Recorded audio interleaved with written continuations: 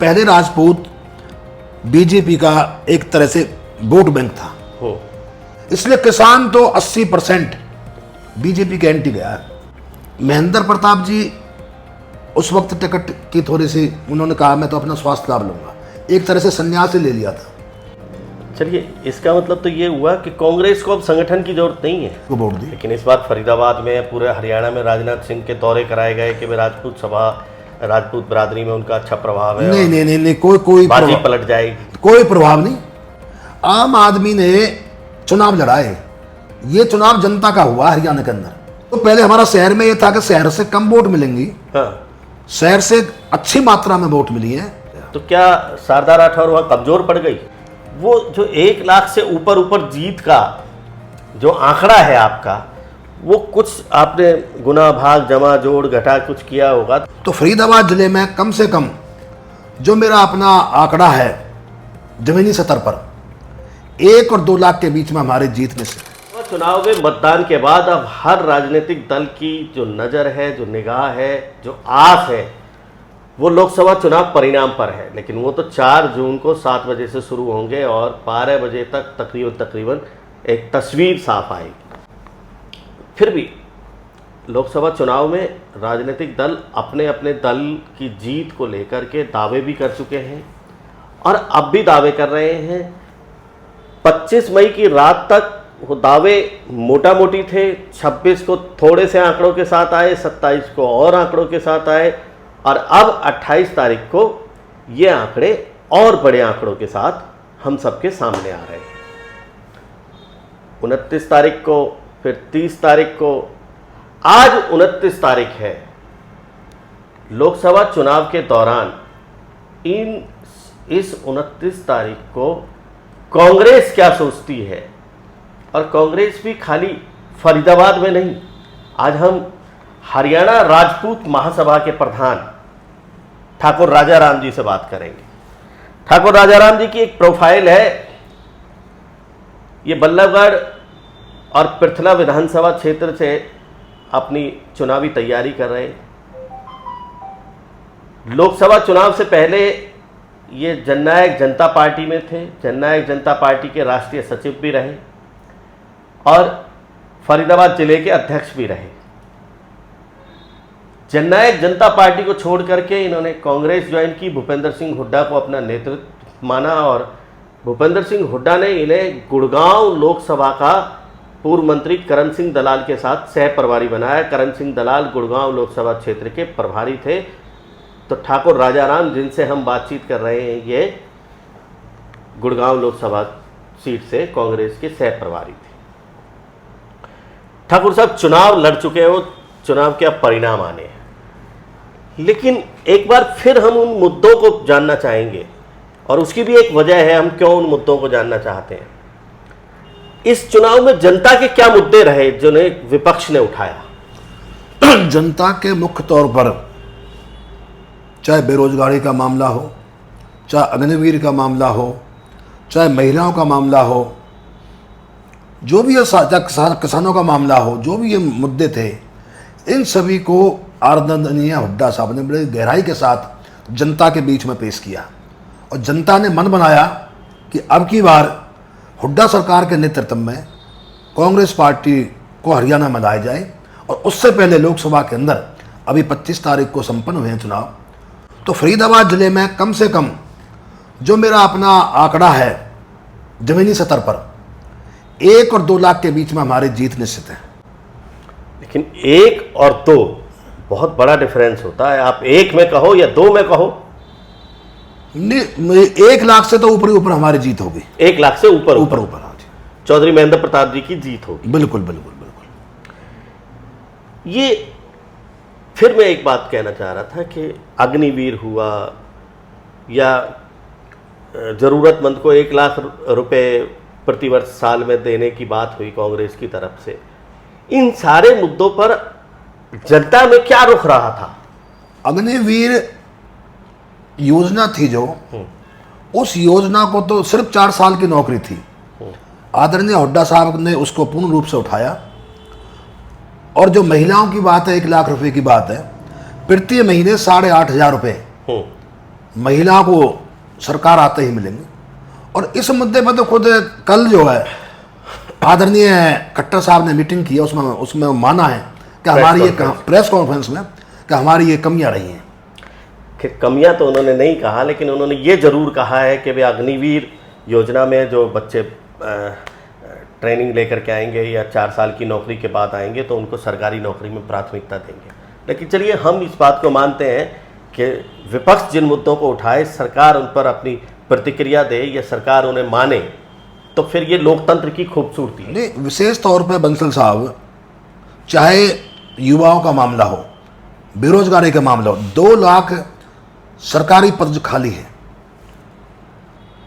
जहां तक महंगाई की बात है, महिलाओं की बात है, सरकार आते ही 500 रुपए का गैस का सिलेंडर मिलेगा। चलिए, ये बहुत मुद्दे मंच से हम सुनते आ रहे हैं, कांग्रेस के किसी भी नेता से बात करोगे तो, लेकिन आपसे हम विशेष रूप से जो बात कर रहे हैं वो जो 1 लाख से ऊपर जीत का जो आंकड़ा है आपका, वो कुछ आपने गुना भाग जमा जोड़ घटा कुछ किया होगा, तो वो क्या है, उसका आधार क्या है, वो बता दो। जो हमारे 4 हल्के हैं देहात के, और साथ में फरीदाबाद जिले के 100 गांव में तकरीबन करीब 10.5 लाख वोट बनती हैं। तो प्रत्येक उदाहरण के तौर पर 17,000 से तो हम लीड कर रहे हैं हथीन से, 70 से 40,000 से कम कर रहे हैं हम होडल से, 1,10,000, और कम से कम 20,000 से पलवल से, 1,30,000, और तकरीबन 35 के आसपास पृथला हल्का से, जो मेरा अपना हल्का है, और जो हमारे दोनों जिलों के अंदर राजपूत 1,45,000। हाँ, और NIT के अंदर, बडकल के अंदर, फरीदाबाद शहर के अंदर। क्योंकि इसमें विशेष बात यह रही कि आदरणीय महेंद्र प्रताप जी 2009 से पहले सिर्फ फरीदाबाद जिले में 3 वो थे। आप केवल आंकड़े बताओ, अभी 1,45,000 की तो लीड मैं कुल ये बता रहा हूं कि पहले मेवला महाराजपुर नाम था हल्के का, मेवला महाराजपुर को तोड़ के 3 हल्के बने, तिगाम हल्का, फरीदाबाद शहर का हल्का और बडकल हल्का। इन सभी तीनों हल्कों में महेंद्र प्रताप जी का बहुत ही जमीनी सतह पर सभी से जो है डायरेक्टली लगाव है, और यहाँ से हमारी वोटें बहुत ही अच्छे मार्जिन से, तकरीबन 20,000 से तिगाम से, और 20,000 से कम से कम, हाँ जी, और कम से कम 30,000 से अपना NIT से, 1,85 और 30। हाँ, तभी मैं बता रहा हूँ आपको 2 लाख के करीब वोटों से हमारी विजयश्री होगी जी। हाँ, बल्लभगढ़ के अंदर ये समझोगे 2,15,000 के करीब। हाँ, बल्लभगढ़ से ये समझोगे 10 की हार जीत है। अच्छा, आप भी जीत सकते हो, वो भी जीत हाँ हाँ, 10 का 10, 15 का 10, 15 का हो रहेगा। तो क्या शारदा राठौर वहाँ कमजोर पड़ गई? ना, मैं सभी नेताओं ने मेहनत की है। अच्छा, हाँ, पार्टी के सभी नेताओं ने मेहनत की है इसमें। तो अभी तक आप ये मान के चल रहे हो कि 2,15,000 वोटों से चौधरी महेंद्र प्रताप सिंह चुनाव जीत रहे हैं? हाँ जी, हाँ जी, हाँ जी। जो पहले हमारा शहर में ये था कि शहर से कम वोट मिलेंगी, हाँ, शहर से अच्छी मात्रा में वोट मिली है, और 1.5 लाख से तो हम कम से कम देहाती, जो हमारे देहात ग्रामीण हल्के हैं, उनसे हम आगे चल रहे हैं। ये क्या मतलब हुआ कि चौधरी महेंद्र प्रताप सिंह जो कांग्रेस के कैंडिडेट, कांग्रेस कोई देहात की पार्टी तो है नहीं, कांग्रेस तो बहुत पुरानी पार्टी है, तो देहात में इतना लगाव क्यों और शहर में इतना? बंसल साहब, विशेष तौर पर इसमें कई मुद्दे थे देहात के। आम आदमी ने चुनाव लड़ाए, ये चुनाव जनता का हुआ हरियाणा के अंदर, इसमें कोई विशेष तौर पर कोई नेता अपना श्रेय लेना चाहे ऐसा कुछ नहीं। ये चुनाव फरीदाबाद का, पूरे हरियाणा का, इसका मतलब विशेष तौर पर जो है जनता ने लड़ा है, और हुड्डा साहब के नेतृत्व में लड़ा है, उदय भान जी के हुड्डा साहब के नेतृत्व में। चलिए, इसका मतलब तो ये हुआ कि कांग्रेस को अब संगठन की जरूरत नहीं है। नहीं, संगठन तो किसी भी पार्टी के लिए एक आधार होता है, संगठन तो आधार तो था ही नहीं आपके पास। नहीं, अब तो तभी तो जनता ने चुनाव लड़ाए। इससे बीजेपी सरकार की जो कारगुजारियां थी, हाँ, वो आम जनता के समझ में आई। सारे के सारे जो ये झूठे वादे नारे थे, जब आम जनता दुखी लाचार है, बेरोजगारी की समस्या, महंगाई की समस्या, कितनी किसानों की तकरीबन 9 महीने से जो है वहां पे मोहना के अंदर धरना चला हुआ, धरने के बाद ही कोई सरकार को कदम उठाती है, उसके बाद भी नहीं उठाया कदम। इसलिए किसान तो 80% बीजेपी के एंटी गया है।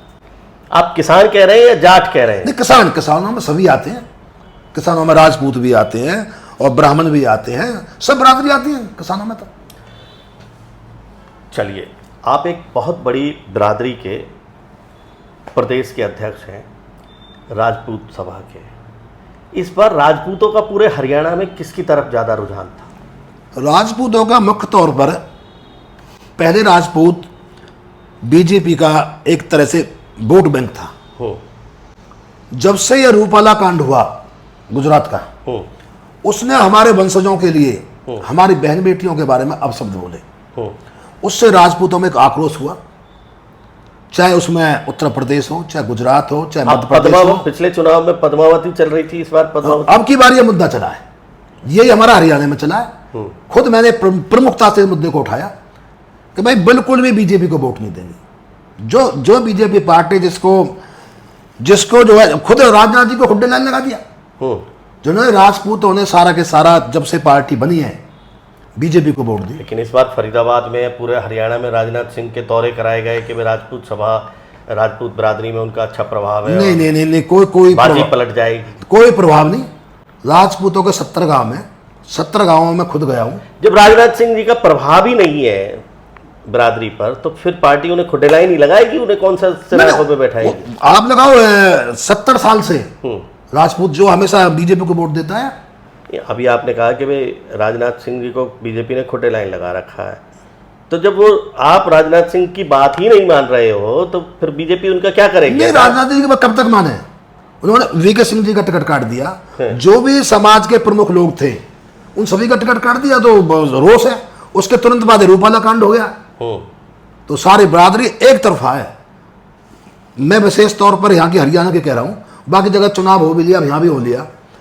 यहाँ तकरीबन 70-80% राजपूतों ने कांग्रेस पार्टी को वोट दिए, और मेरे आह्वान पर, क्योंकि मैं समाज के लिए मैंने 35 साल दिए।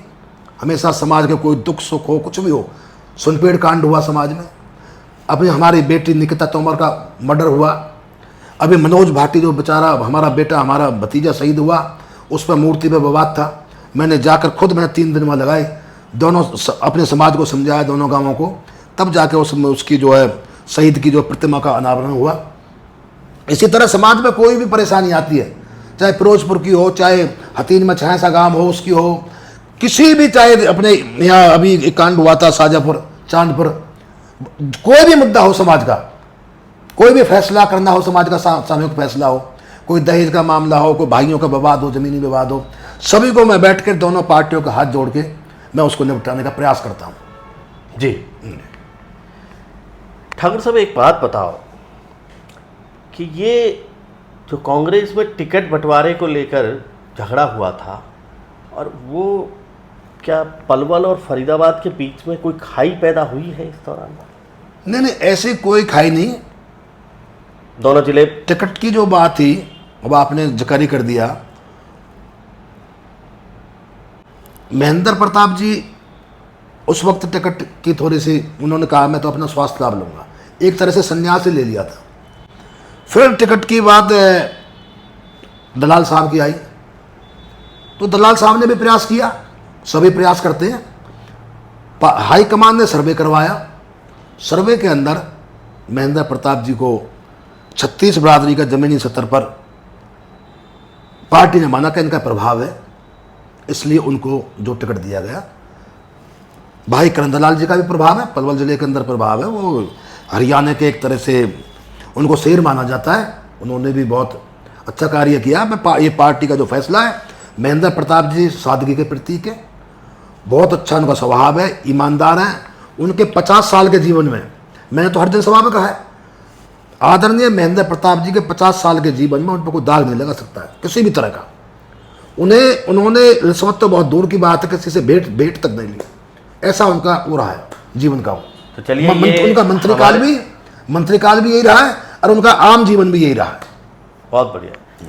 चलिए, ये थे हमारे साथ हरियाणा राजपूत महासभा के प्रधान ठाकुर राजाराम, जिन्होंने कहा कि कांग्रेस ने जो मुद्दे उठाए थे, उन्हीं मुद्दों को लेकर के भारतीय जनता पार्टी के नेता अब अपनी सफाई दे रहे हैं।